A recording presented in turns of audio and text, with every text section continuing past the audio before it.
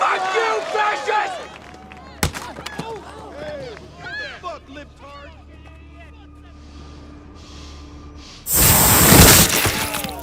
A cada ano que passa, as produções de super-heróis que dominam a indústria do entretenimento tentam passar uma mensagem nova, positiva, sobre tolerância, diversidade, aceitação e por aí vai. É um movimento que caminha devagarinho, porque parte do público consumidor não é exatamente aberto a esse tipo de lição, ou a qualquer mudança que divirja do material base. É nesse contexto que The Boys se sobressai, porque enquanto a enorme maioria das produções sussurra, a série do Prime Video grita em alto e bom som.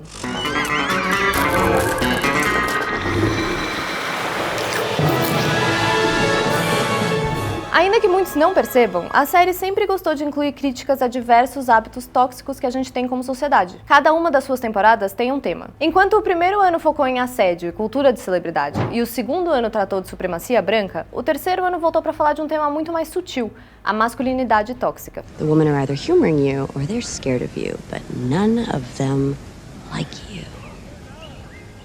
You know, if you were a little nicer, maybe you'd find a man. Instead out here playing Captain Lesbo. Mas antes de começar a nossa entrevista com o elenco e falar mais sobre esse tema, não esquece de curtir o vídeo, se inscrever no canal e ativar o sininho para não perder nenhuma notificação. O showrunner Kripke já tinha avisado que a terceira temporada ia ser uma meditação sobre a masculinidade tóxica. Mas o que é essa tal de masculinidade tóxica? Wow. Co-captain, huh? Wow, that's, Someone needs to stand up to this guy. And that has to be you. Not just me. I mean, I could bring good people into the Seven who could help me. What, you mean like your boyfriend? Para não errar a definição, a gente foi atrás de uma fonte bem cabeçuda. Um estudo publicado no Journal School of Psychology define a masculinidade tóxica, ou ainda a masculinidade excessiva, como a constelação de traços socialmente regressivos, masculinos, que servem para promover a dominação, a desvalorização das mulheres, a homofobia e a violência desenfreada. Em outras palavras, a masculinidade tóxica é o que pode resultar dos ensinamentos da nossa cultura machista para os meninos e homens, como a ideia de que eles não podem se expressar abertamente, que eles têm que ser durões o tempo todo, qualquer outra coisa, além disso, faz deles femininos, afeminados ou fracos. E não, isso não significa que todos os homens são inerentemente tóxicos, mas que eles são todos afetados por isso, até mesmo os supers da Vosh ou os boys que deviam ser os mocinhos da nossa história. Homelander. He's a human. He's just like the rest of us. We all make mistakes, right? But we all deserve second chances.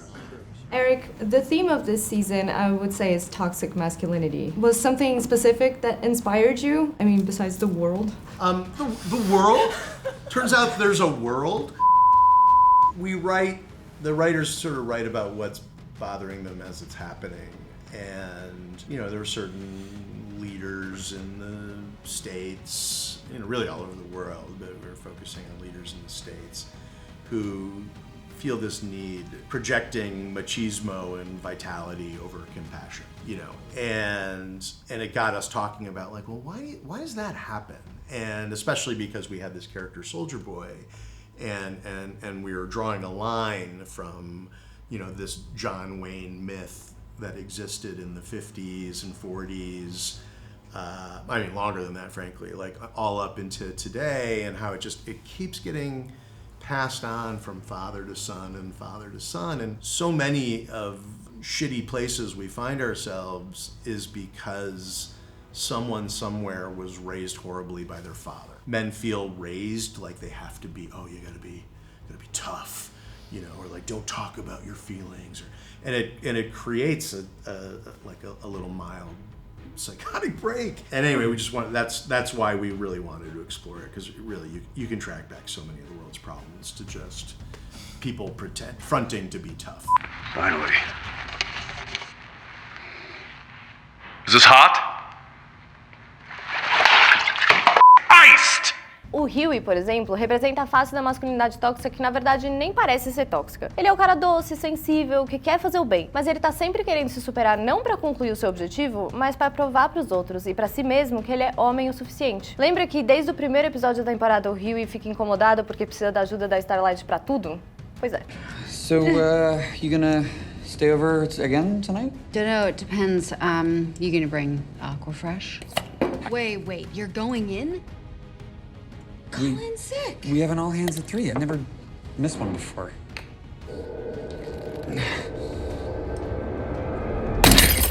think I really enjoyed playing that arc. I think the toxic masculinity for Hughie has always been there. You see it a bit in season 1. He fantasizes about, yelling at people and, I'm gonna limewire this bitch. Yeah, I'm gonna limewire that bitch. Yeah, it was another cut line. It was like, it was really cool to see that be brought out from the powers. And I think that the powers, the way Eric describes it, is that temporary V, or V in general, brings out what was already there. So I really enjoyed playing a more complicated version of Hughie, just because I think it makes him more flawed and therefore ultimately more relatable. And it, like Karl said, we don't want to feel like we're just spinning our wheels. So it was something that was there, but I'm glad that this season we put a particular focus on it. But I don't need you to save me. Right, God forbid I help you, because I always have to be the weak one.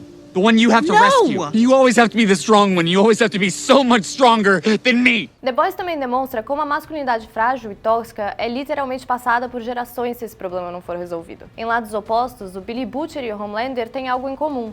Muito das fragilidades deles vem da relação ou falta dela com os seus pais. He's had such a failure of a paternal figure, how he just doesn't have the necessary faculties to be a good parent to Ryan, and I just think that's an example of really sort of smart writing, how you can have these characters do and say the most atrocious things, but then as an audience member, you can come to a point of understanding or empathy. Where is he? Who? Isso tudo com certeza impacta na criação do Ryan, que tem o Homelander e o Butcher como figuras paternas. Na terceira temporada, foi interessante acompanhar como as ações dos dois com o garoto flutuam entre o certo e o errado, ou o que a gente espera de cada um deles. E isso é porque The Boys sempre soube entregar humanidade para seus personagens, sejam eles mocinhos ou vilões. I won't let you! Well, maybe I don't want to look at you.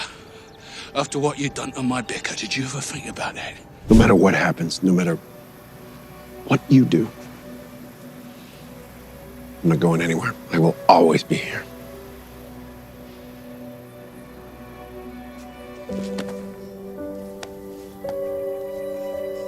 Homelander, who was obviously a pretty deplorable character in a lot of regards, but there happened to be that one point in time where he turns up to Ryan and tells Ryan exactly what a good father should tell his son. And in that moment, he is a good human being. He's a boy that is just crying out for some love and some, somebody to hold and somebody to embrace. And Homelander does that for him.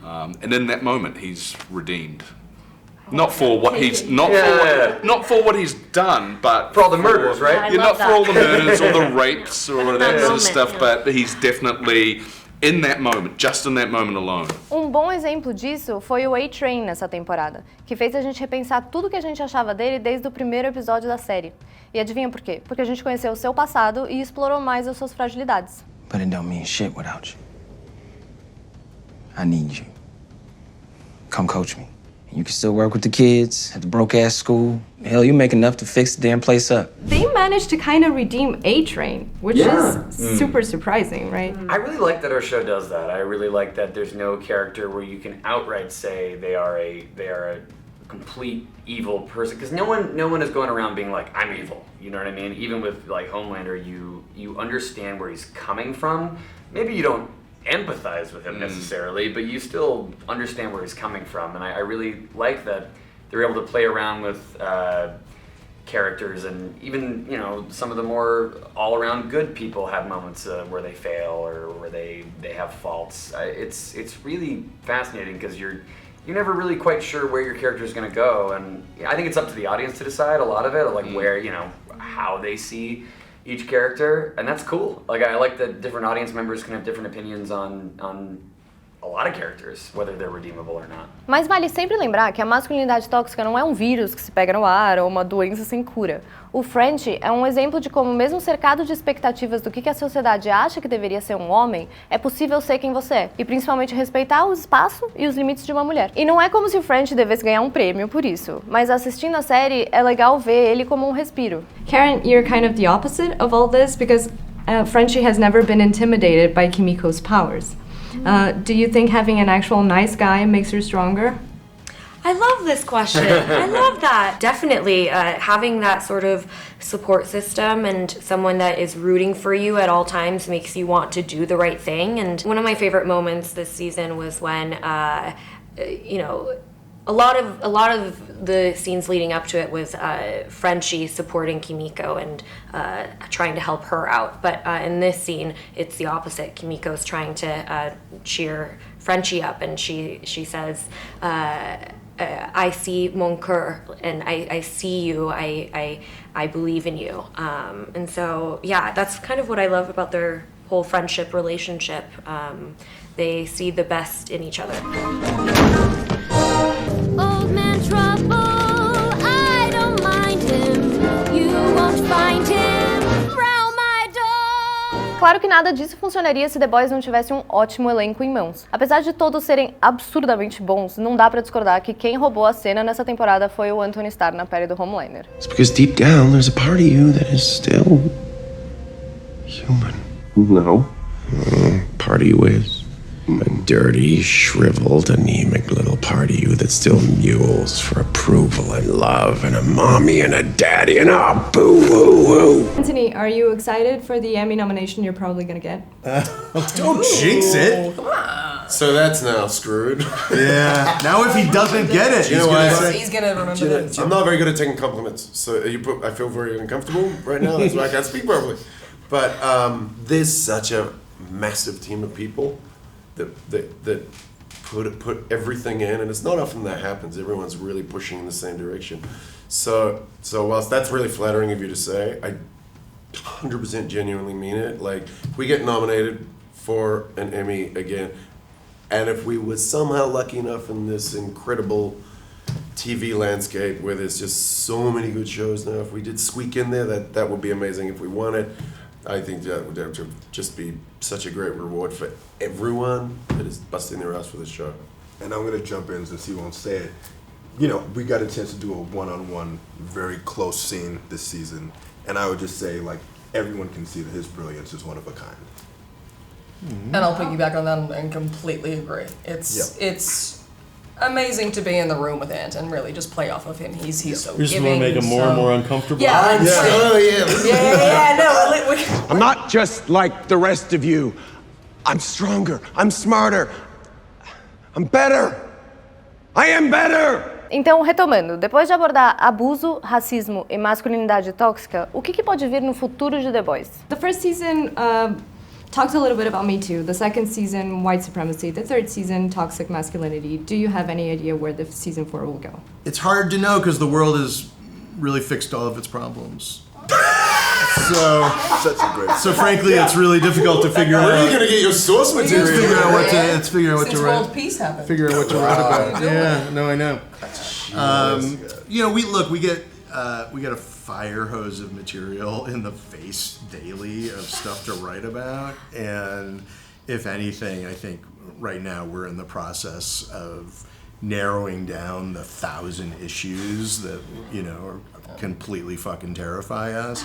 So stay tuned. It's still sort of evolving, but we are certainly not at a lack of things to explore. I really love to just leave that to Eric and the writers. They seem to have a pretty good finger on the pulse, of issues that are important to them. And the tragic thing is that they write these shows a year in advance, and these issues are, tend to be still relevant, a year later when the show's released. Hopefully she becomes even more badass than the previous seasons. I love doing the action sequences, so hopefully that continues. And I had a ton of fun doing the maniac scene because that was her first time reclaiming her powers and having her own agency, so nothing's holding her back now. I have to ask, has Jensen Ackles signed on for more seasons? Jensen, there's a very specific reason we sort of leave a door open for that character. For now, that particular chess piece is sort of put off to the side, but there definitely will not be the end of this series without some return of Soldier Boy. I have a theory that Eric is not sharing scripts with us because we're still technically doing press. He doesn't trust so we don't us. leak anything. He doesn't trust That's my theory. But no, this is our opportunity to be fans, basically. You know, when we're eagerly awaiting the first scripts and we get to just read through it and be like, oh my god, I can't believe this happened. So we're excited. Bom, falaram e não falaram nada. O jeito é esperar que nossos heróis sempre estejam lá para salvar o dia, de preferência sem essa energia tóxica. Ainda bem que na vida real esse elenco maravilhoso é bem diferente dos homens de The Boys. Thanks so much for talking to us. Thank you. Welcome to Brazil, and congratulations on a perfect season. Oh, thank you. And thank you so much for wearing a Billy Joel shirt today. I appreciate it so much. Thank you for being perfect on the show.